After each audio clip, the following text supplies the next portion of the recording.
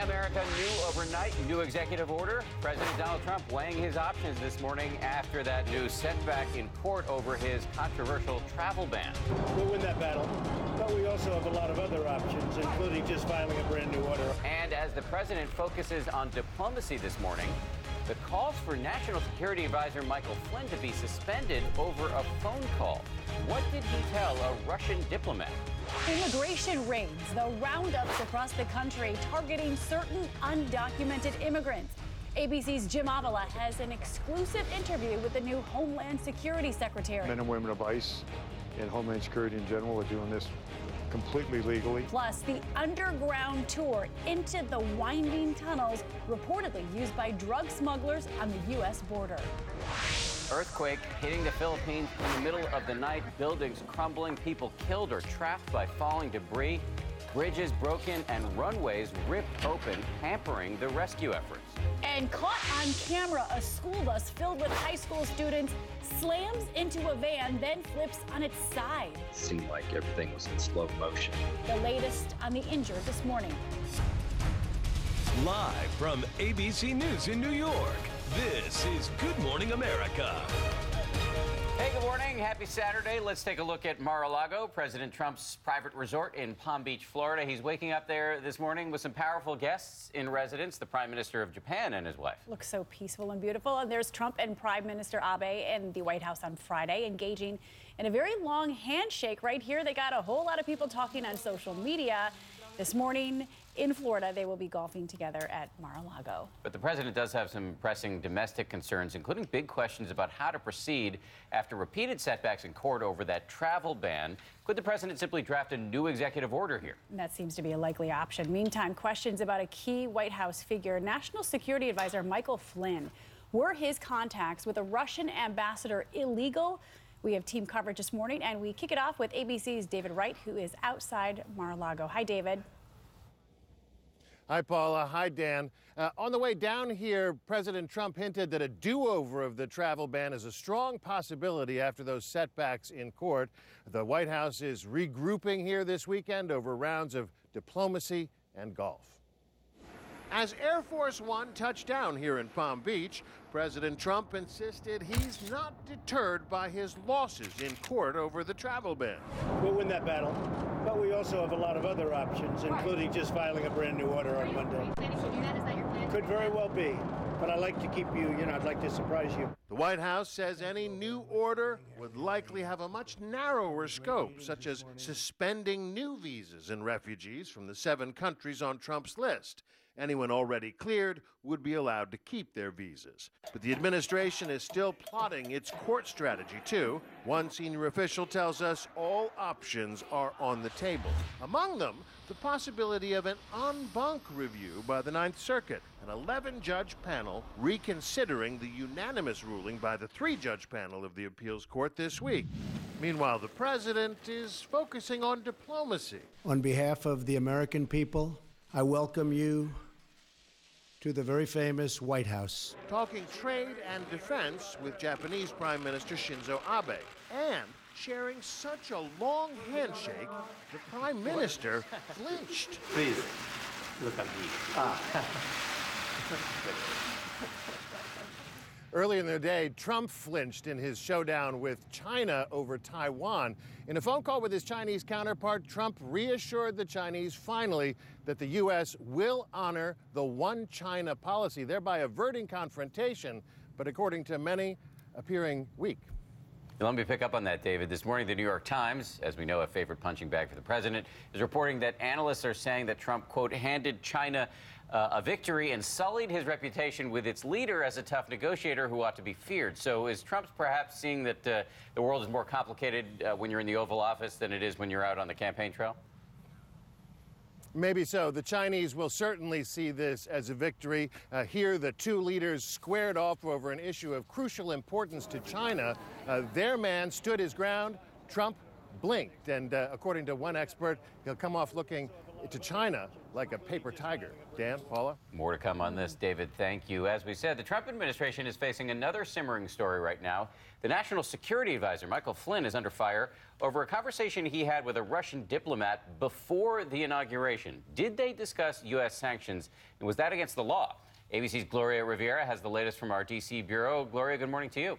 Good morning to you, Dan. This is the latest in what has been a strained relationship between the U.S. and Russia. It all started after former President Obama imposed sanctions on Russia for meddling in the U.S. election.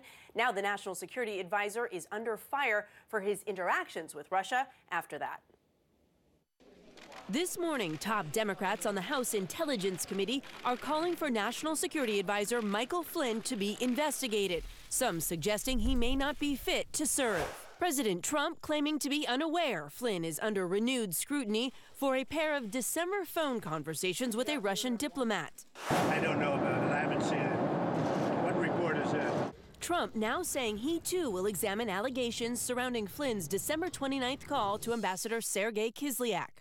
The Washington Post first reporting the two discussed sanctions imposed by former President Obama that same day. It sort of sets up this idea of was there a quid pro quo offered even before President Trump had been inaugurated. Officials confirming to ABC News the issue was discussed in the context that the incoming administration might review the sanctions imposed over Russian interference in the presidential election.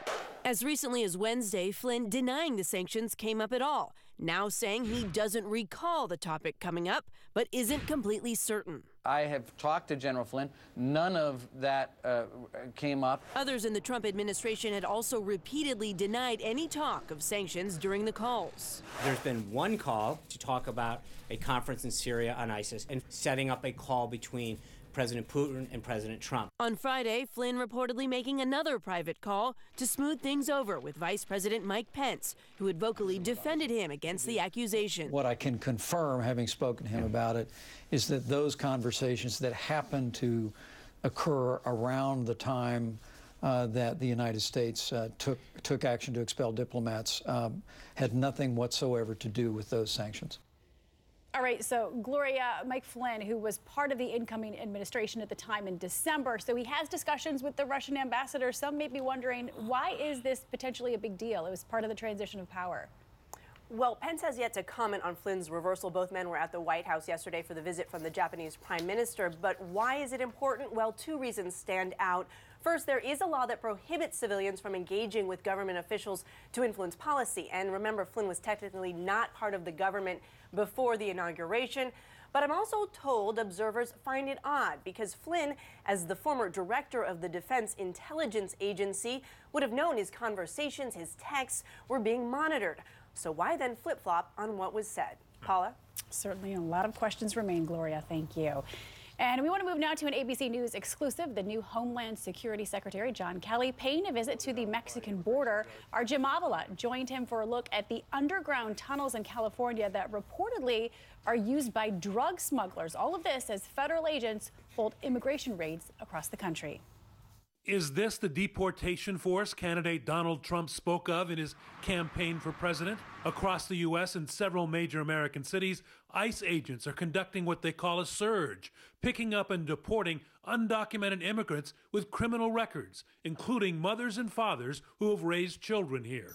They called me in at 7 a.m.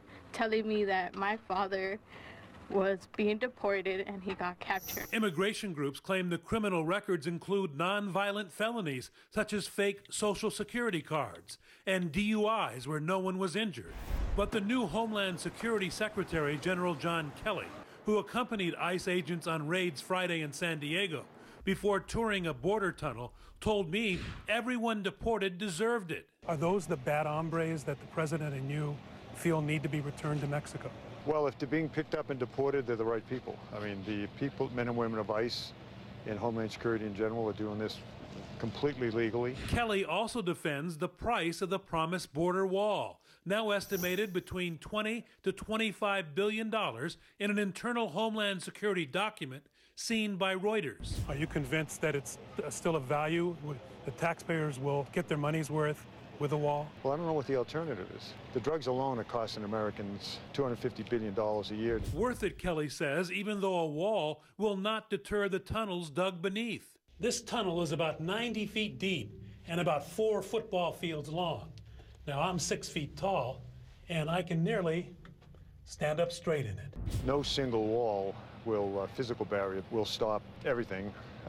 It's got to be backed up by people. The Trump administration delivering on its promise to crack down on illegal immigration, even if it's expensive, and even if it splits families living here for years. For Good Morning America, Jim Wjla, ABC News, along the border in Southern California.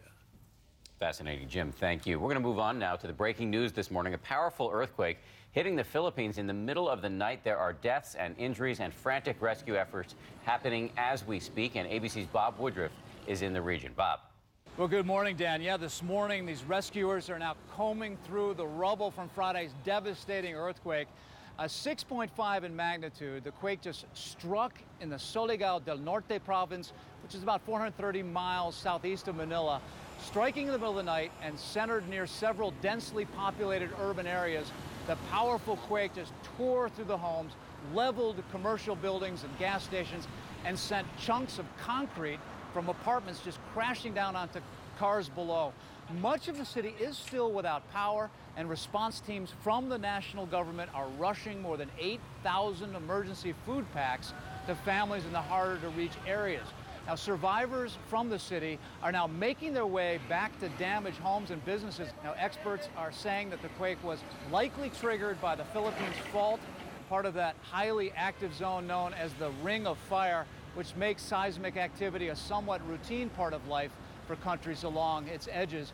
This morning, with visibly shattered roadways and massive cracks running through the airport runways, engineers in several major port cities are assessing the damage and preparing for possible aftershocks.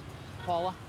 So much damage there. All right. Bob Woodruff, thanks for reporting. And back at home, a terrifying accident, all caught on camera, involving a school bus. That bus, loaded with high school basketball players and cheerleaders, look at this, on its way to a game in Illinois. It slams into a van and then flips over on its side. ABC's Adrienne Bankert has more from School Bus Depot in New York for us this morning. Hi, Adrienne. Hello to you, Paula. Yes, it's a video like this from this weekend from Illinois that leaves you as a mom or dad breathless. And it's crashes like these, one of 2 close calls this month that has a lot of legislators paying attention. It was all caught on camera. A near tragedy caught on camera. A school bus flipping onto its side with 31 high schoolers on board. Watch as the driver of this vehicle, allegedly under the influence, pulls out in front of the bus smashing into the van, flipping on its side, skidding across the roadway before finally coming to a stop hundreds of feet later. It seemed like everything was in slow motion. I was thinking, please don't tip over. And you could tell that that's what was going to happen. Everybody ended up on one side of the bus. 5 students rushed to the hospital, are later released. We're very fortunate to have walked away. This crash, not even the first caught on camera this month. Last Thursday in Ohio, video captures the moment these students were tossed out of their seats when their bus crashed.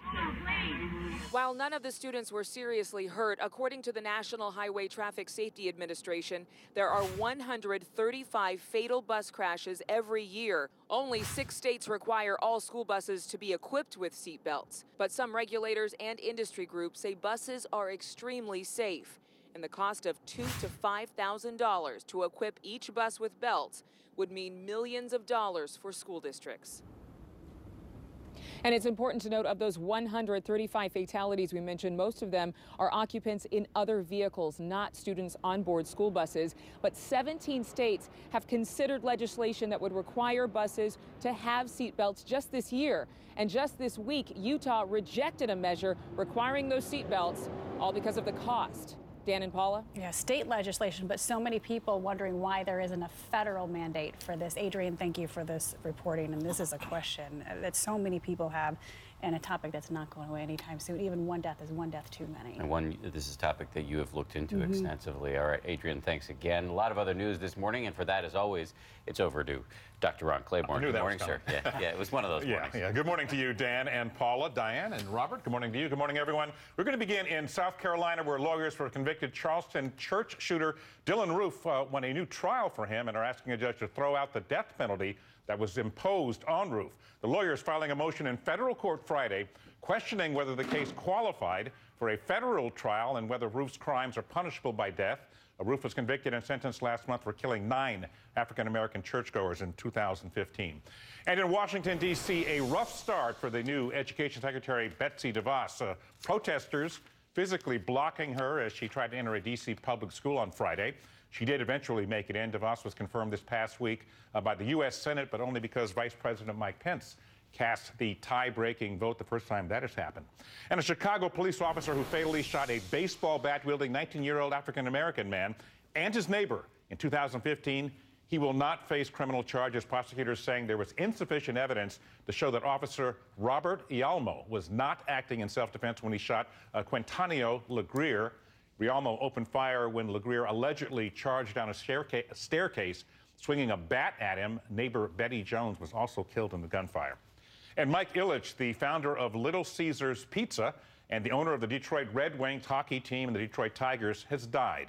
The businessman, who most people called Mr. I, was credited with keeping those pro teams in Detroit and was playing a key role in reviving Detroit's downtown. Ilitch was 87 years of age. And in Florida, a daring rescue is Titusville. Police pull a man out of his car just seconds before the vehicle is engulfed in flames, and then, as you see there, explodes. Police say the man was driving at a high speed when he crashed into a concrete barrier that was at the end of the road. The driver was airlifted to a hospital with serious injuries. And finally, it was prom night for thousands of people with special needs, all thanks to the evening's host, former NFL quarterback turned minor league baseball player Tim Tebow. The Tim Tebow Foundation hosting more than 350 proms across the country. Tebow attending his Night to Shine event in his own hometown of Jacksonville, Florida, escorting some ladies down the red carpet and taking selfies throughout the night. Very nice of him. Yeah, good guy, Tim. Such a good dude. Not a bad Good luck with his baseball career. A great guy, and I think every mom out there wants their daughter to marry him. But only one can. Only one. At a time. At a time, right. All right, before we talk about the legalese of that topic, let's show you what's happening out west. Mineral, Washington, this is an area that's no stranger to mudslides. Had one last night, or this yesterday, and Highway 7 was shut down. A lot of rain out west. California getting its share of it as well. Mariposa County seeing a lot of flooding in that region, and also a mudslide along I-80 between Sacramento and Truckee, shutting down this roadway. So there you go, and we're looking for the rains to start to dry out. Let's take a look at that. Thankfully, some drier air moving in, but some mountain snow and some rain across Southern California this morning as this system begins to push inland, and we're looking for drier weather, which is going to be good. For the Northeast, a little pulse of snow last night, 1 to 3, 4 inches in spots, and this is going to kind of meander and create more snow across parts of New England, but a bigger storm coming behind that. Here now, your local forecast. Check it out. Still needing a heavy coat this morning. Temperatures in the 30s to 40s. Mostly cloudy skies here for much of the daytime, but we are going to be feeling mild by this afternoon. Temperatures getting into the 50s and 60s, so a noticeable difference coming to town. However, it will be mostly cloudy throughout the remainder of today. Into tomorrow, it's another warm one with those temperatures in the mid to upper 60s for D.C. South of town, even warmer than that. However, cloud cover will remain.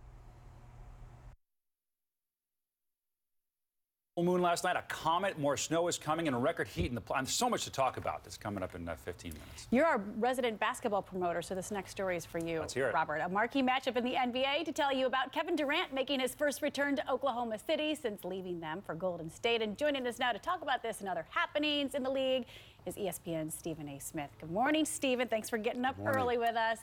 Good morning. First and foremost, Durant returning to Oklahoma City for the first time. Do you expect there to be emotions on both sides? Well, without question, they're going to boo him. You're going to have some people that are going to cheer him because he's such a great player, and more importantly, he was so charitable to the community here, no doubt. But at the same time, because of that greatness, it just hurts that much that he leaves, particularly when you consider the fact that he had just guided this team to within one game of an NBA Finals berth last year, and then he departed for the team that actually beat him.